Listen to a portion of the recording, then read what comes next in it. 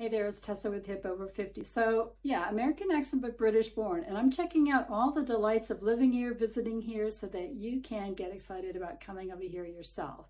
Come over for up to 6 months without a visa. Check out my guide in the description below on how to do that. But today we're going to visit 11 of the top castles in the UK. Castles started out as kind of like hill forts back in the Bronze and Iron Age. They really weren't too much to get excited about, but they provided a place for people to defend themselves against marauding tribes and invaders. But then after the Battle of 1066, things kind of went up a notch. The Normans greenlit building stone and brick castles throughout the land so that people could feel like they were being defended, or they could defend themselves in case somebody else came along to invade them. And those are the castles that we still see today. It's incredible. And some of them have even been in the same families since 11th century. That is incredible. A castle doesn't have to be a military fort or garrison or whatever. It can also be a country home. As long as you have the means to defend yourself, you can call it a castle. So therefore you'll have like the Highclere Castle or the Scotney Castle. But today we're going to go visit 11 of the top castles that are still standing here in the UK. So come along with me. Arendal is a privately owned castle in West Sussex, and the castle was built after the Battle of Hastings. It's been the seat of the Dukes of Norfolk and their ancestors for over 800 years. As a matter of fact, the third Duke was uncle to Anne Boleyn and Catherine Howard, who were both ill-fated wives of that scoundrel King Henry VIII. Queen Victoria also visited Arendal with Prince Albert in 1846. The rose garden is beautifully overlooked by the castle, and it was chock full of roses, even when I visited earlier this week in October. The oldest feature of the castle is the motte, or the mound of over 100 feet up from the moat. Other than reverting to the crown now and again, the castle has descended since 1138 to the present day through heirs and heiresses. So be sure to visit the gardens, which was one of the highlights for me. It's won Historic Park and Garden of 2024. And I love the many sculptural details. Isn't it unique? It's got that kind of tropical vibe. The Collector Earl's Garden was opened by the then Prince of Wales, now, of course, King Charles, in 2008. And yes, it's got oodles of delightful fountains, including this crazy crown fountain.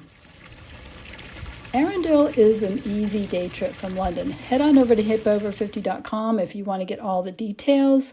It's about an hour or so by train, and it is well worth the visit. And the town of Arendal is delightful. Next up, we have another privately owned castle that dates to the Norman era, Anet Castle, up in Northumberland. It's been home to the Percy family for over 700 years, and it is still the family home of the Duke and Duchess of Northumberland.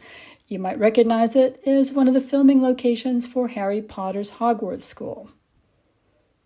In fact, it's also stepped in as Brancaster Castle in Downton Abbey, but do also check out the Anet Gardens. They are truly exceptional and worth a visit on their own. Also in Northumberland is Bamber Castle, which is set like a jewel on the Northumberland coastline. Its earliest recorded history was during the Anglo-Saxon era. The 6th century kings of Northumbria chose it as their royal capital. It was also ransacked by the Vikings in 993. During the War of the Roses, Bamber was home to King Henry VI. In 1894, William Armstrong bought the by then derelict castle for £60,000, and his great-nephew restored it in 1901 with a budget of over £1 million.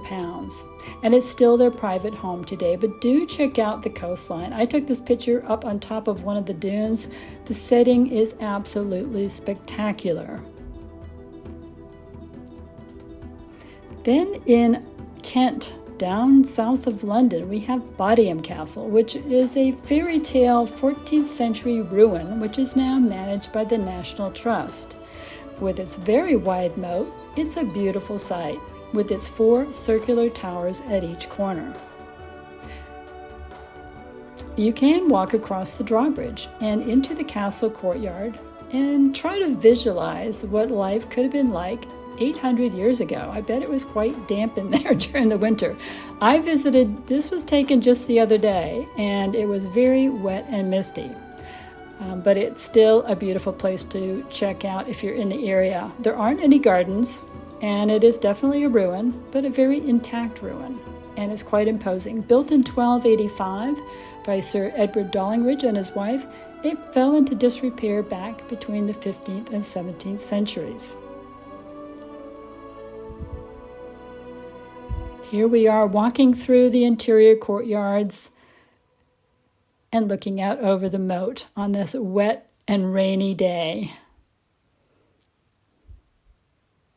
But on a better day, does this remind you of anything, perhaps a Monty Python? Next up we have Conway Castle, which is in Wales. Edward I built Conway during his conquest of Wales in the late 13th century. Built on a rocky coastal ridge in North Wales overlooking the River Conway, it was a perfect position for defense. Although it withstood the Civil War by 1665, it too was in ruins. Can't you easily imagine soldiers crossing the Barbican over the drawbridge? Or can you picture your home being protected by a castle like this? If you're a fan of salvage hunters, you'll no doubt recognize it. Up in Scotland, Dunran Castle sits on the east coast of the Northern Highlands of Scotland and overlooks the Moray Firth, which is a stunning example of Highland beauty. Dunran has been continuously inhabited since the 1300s by the same family, now the Dukes of Sutherland. And I think with its romantic conical spires, it sort of resembles a French chateau, don't you think? But it's also got influences of Sir Charles Barry, who designed the Houses of Parliament. If you catch it, you can catch it open from spring to autumn, and there are beautiful gardens awaiting you as well as a falconry display. Also in Scotland, we have Edinburgh Castle. Edinburgh is one of my favorite towns. Built upon a rock, the castle did start as a hill fort back in the Iron Age.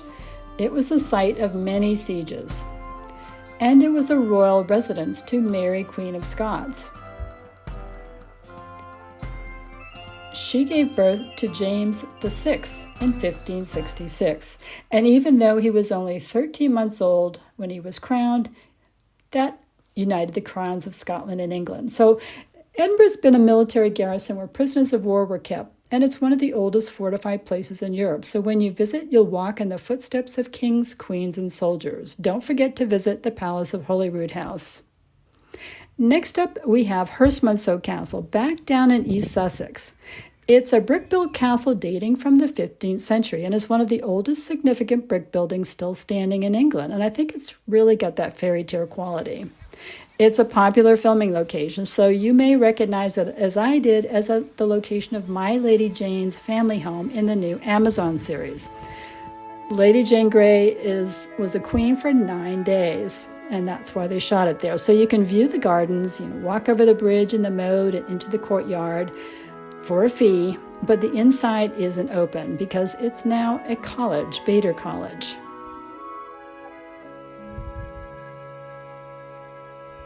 Next up, we have Hebden Castle, which is also in that same area. It's another privately owned castle and was once the childhood home of Anne Boleyn. It was later purchased by the American millionaire William Astor, who completely restored it. But it's now owned by the Guthrie family of Yorkshire. And it's really one of the coziest castles I've ever been in. It truly feels like a family home. The gardens are inspired by the Italianate style and worth seeing on their own.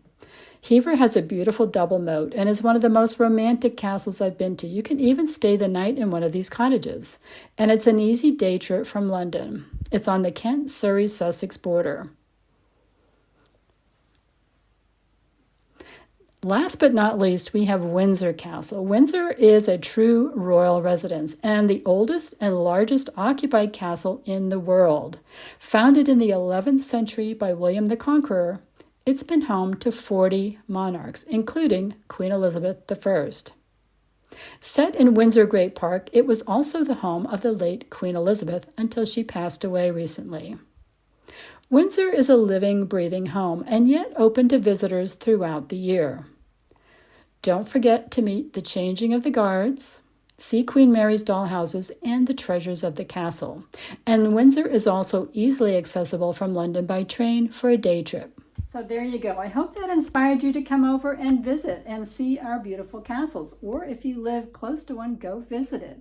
We really have incredible history here in England, and it's one of the things that I really do appreciate about living here. If you want to come over for up to 6 months, you can check out my guide to how to make that happen.